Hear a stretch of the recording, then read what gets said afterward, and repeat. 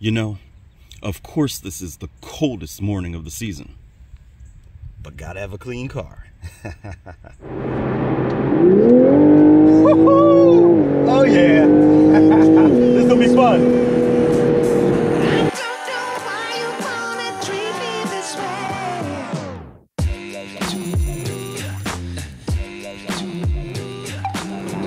Alright, so we're going to start this video off with me apologizing for the quality of the audio, because it may not be what you're typically used to from this channel.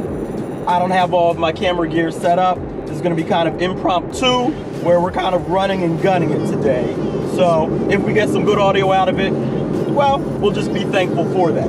But if we don't, we're going to enjoy the journey that we're on. And that journey is to one of the most well-known roads in the United States.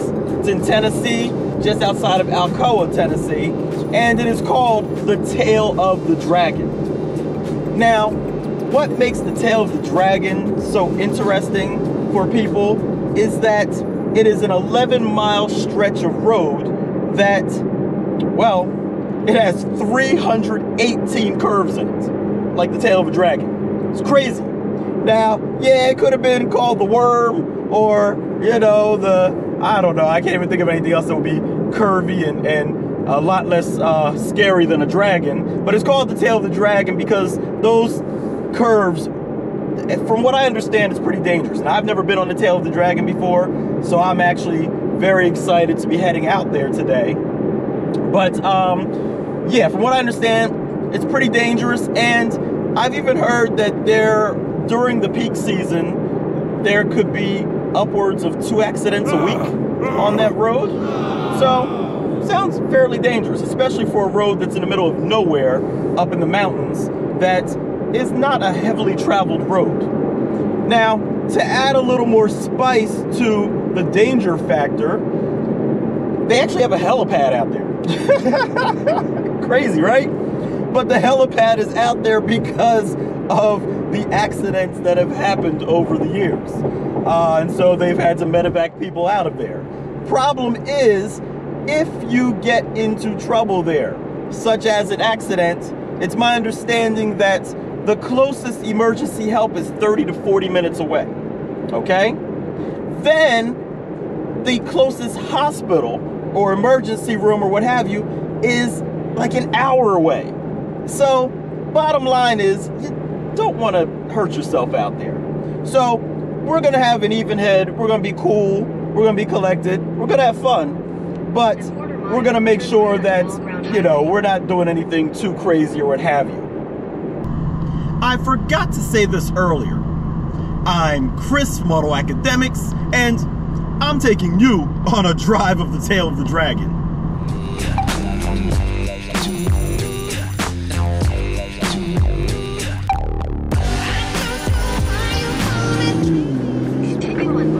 Now, I'm pleased to say that Toyota allowed us to take one of their 2022 Toyota Supra GR 3.0 premiums to this event.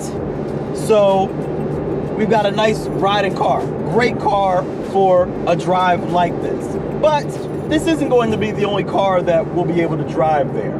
You see, I'm part of an organization called the Southeastern Regional Automotive Media Association, SARAMA. And we put together events like this where, you know, we can work with manufacturers and have opportunities to learn about product and cars and all that kind of stuff. And so we've got a number of cars that are going to be at this event that we'll be able to drive on the Tail of the Dragon.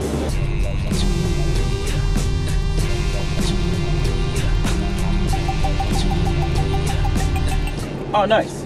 Now we're heading into Talking Rock, which is a place where a lot of local mountain bikers go. I've heard a bit about it. I've never been before, but I may have to check it out sometime.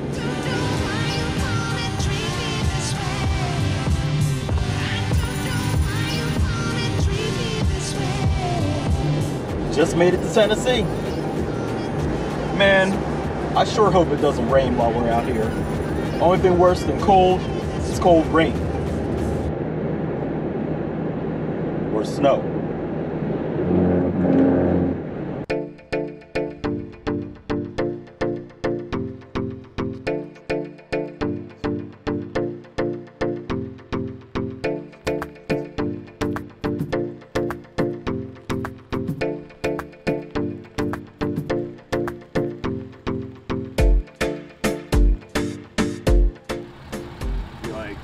Very large man bending into very weird positions to get lots of shots.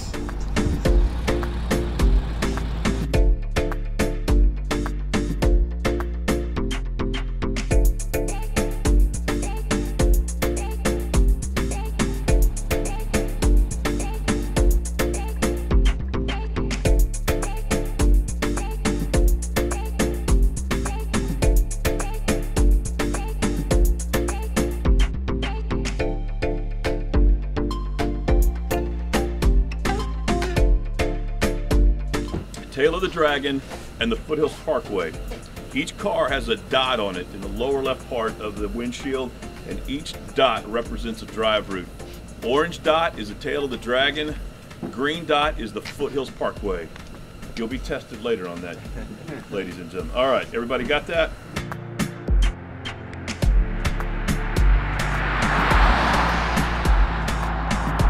So you may not know this, but the Tail of the Dragon actually has two different sections that you can drive on. There's the main part, which is the Tail of the Dragon, which is for more extreme vehicles, sports cars, motorcycles, things like that. But then there's also another route called the Foothills Parkway, where it's still windy and curvy and fun to drive, but it's good for cars like this Mazda CX-30 that we're in right now. And so I've got my man Jax from Jax Automotive. What's your channel's name? Jax Automotive. Jax Automotive. All right, you guys may have seen him before. Cool guy. We're riding together. He's my chauffeur for this moment. And you know, so we're taking it through these foothills. And I mean, I've got to say the scenery is beautiful, but it also gives us a chance to see exactly how this Mazda CX-30 handles. You know, I've got some nice windy roads by my house that you guys have got to experience when I did my review on this. But this particular road really lets us see what this CX-30 can actually do. Jack, you have any impressions on how this is handling on these nice little windy mountain roads? I mean, in typical Mazda fashion, it just doesn't make sense for a mainstream small SUV to be able to do what this thing can do. I mean, the 6-speed automatic holds gears. We're in sport mode, of course, because why wouldn't you be? And it holds gears coming out of corners, going down hills, it'll hold the gear, so it'll engine brake for you. Like, Mazdas just have the ability to be more telepathic than pretty much any car in their respective classes. Of course, now we're stopping because they're doing construction on the road and they've got one lane available at a time. So, you know, you can't go too crazy up here. You got to maintain safety. We're doing the speed limit, of course, at all times. Of course. That and telepathic. I got to use that one. Yeah.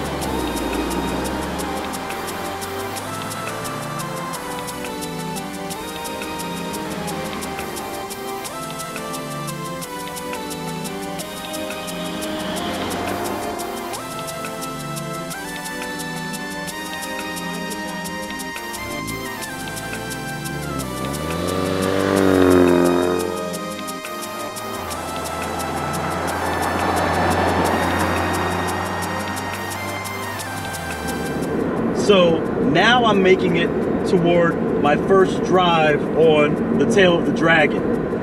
And, well, I'm a little anxious. You know, I've heard a lot about it, both the good and the bad. And, you know, so we'll see. It is a beautiful morning today. It is cold, so you know, I do have a little bit of concern about making sure that these tires are warmed up, which, mind you, I am in the Toyota GR86 right now. I figured that would be a nice mix of sportiness, but not too over the top of a car to take on there for my first drive. So we'll see how it goes. Now, this GR86, if you saw my review, then you know that it is an automatic, so that will keep things a little easier for me. I won't have as much to think about. I can concentrate more on the road as opposed to concentrate on what gear selection I'm using and you know, as well as my braking points and all of that kind of stuff. I can just focus on my steering, my braking, you know, hopefully finding the correct apex, and well, making sure I stay on the road. As I mentioned in my intro, or as I mentioned earlier, the Tail of the Dragon is an 11-mile stretch of road, and it's got 318 curves on it. Now, the wild thing is, it is a public road. So, you know, police patrol here, there are cars, there are sometimes trucks, even though they don't really want trucks on there. Sometimes trucks are on there, motorcycles, all kinds of vehicles are on this road, which is why it's very important to make sure that you're paying attention, that you are, you know, just driving with caution while still having fun.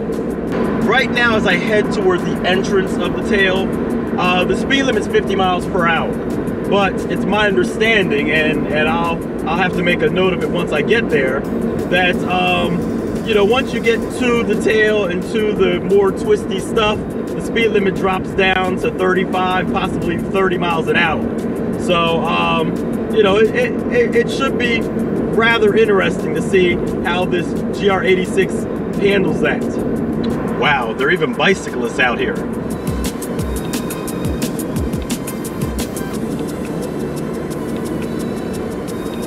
All right, now we're getting to our first 15-mile-an-hour curve. Stay in my lane.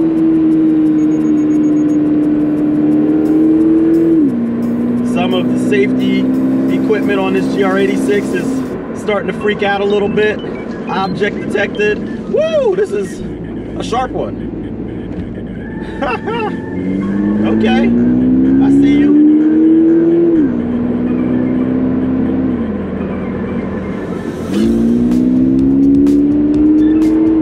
But I gotta say, a car like this GR86, it's a good one for a road like this. It doesn't have a ton of horsepower, but you don't really want a ton of horsepower. You don't want this thing accidentally kicking out on you and putting you in a bad scenario. And its lightweight is awesome through these corners though. Wow. And I gotta tell you, man, Tennessee, they maintain this road pretty well. There was a bunch of frost out here this morning, and mind you, it is only November. You know, we haven't even, as of this video, we haven't even come to Thanksgiving yet. And,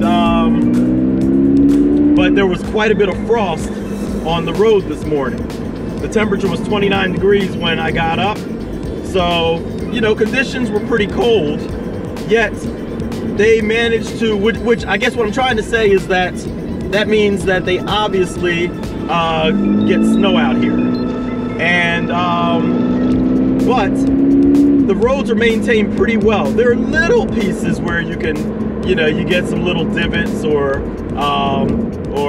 patches that they had to spot repair. But overall, this thing is, you know, this road is pretty dang smooth. Not bad. I can see why people like to come out here and drive. One thing they continuously remind you of on here is they have signs to stay in your lane. And that's understandable, because if you drift outside of your lane, this is a little two-lane road. And again, it is full of blind turns and curves. And so if you happen to come across another vehicle in the opposite direction and you're in their lane, they have absolutely zero place to go. They can't pull off in the shoulder. They can't, you know, oh, look at that kill boy. Nice. They can't pull off in the shoulder or get away. Kill boy, he actually does photography out here on the tail of the Dragon.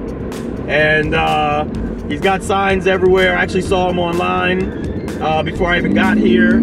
And you know, he does photography of the cars that come through, and I guess you can go to his site or something and order pictures of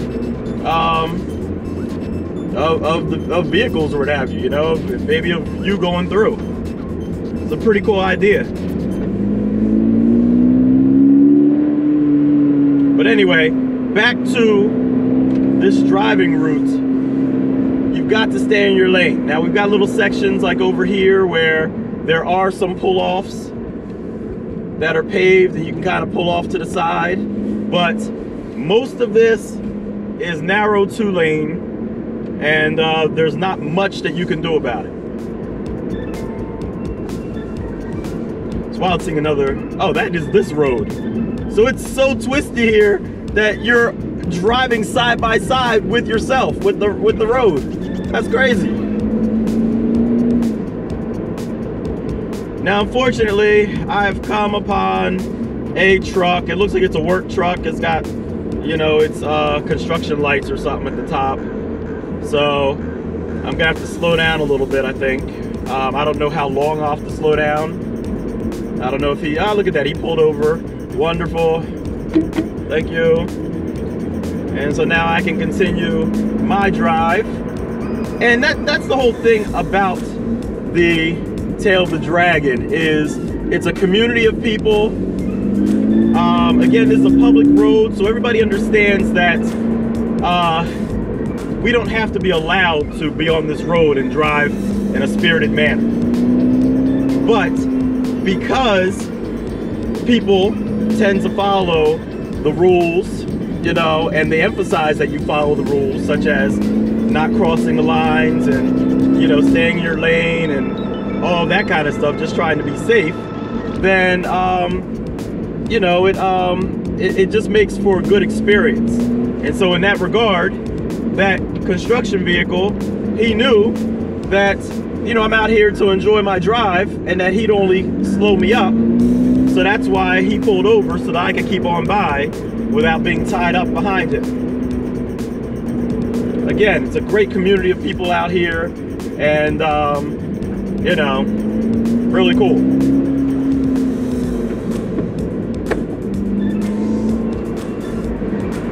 All right, so it appears as though I am coming up to the end of the Tail of the Dragon. I'm not sure because I've never been on it, but I saw some signs. So I might be getting to the end. It's funny because I just crossed over into North Carolina.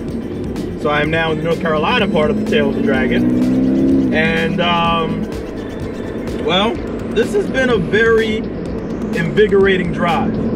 This GR86, it was probably one of the better cars that I could have taken out here for a first drive. You know, this and probably like a MX-5 Miata or something like that. But, yeah, not too shabby. Not too shabby. All right. Guess I gotta pull up over here somewhere.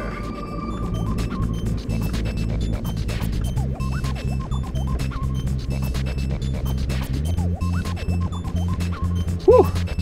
I made it. First drive in the books. All right, so I don't know if you guys remember, but when we were driving up here, we passed that guy on the side of the road who was taking pictures, Killboy. Well, this is his shop. Take care, man.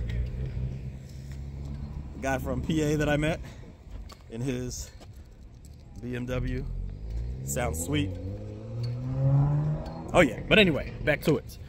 So this is their shop, and you can come in here and you can buy t-shirts and memorabilia and just all kinds of stuff. They got signs for the tail of the dragon, and you can even get a cup of coffee for $1 if you like.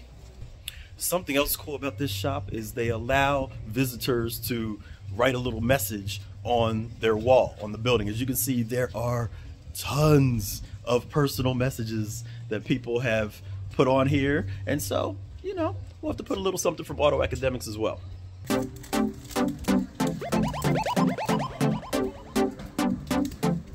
Now, if you still question whether or not electric vehicles are taking off, here at the Tail of the Dragon, here at Killboy's store, look at that. They even have an electric charger so that you can keep your EV charged up.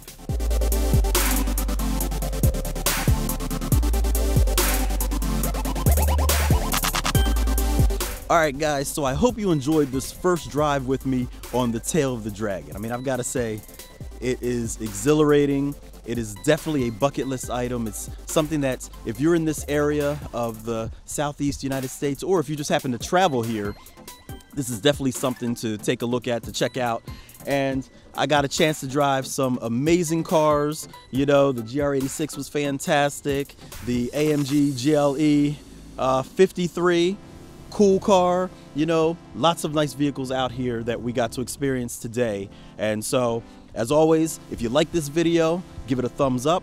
Don't forget to subscribe and hit that bell icon or notification so you don't miss what we have coming up next.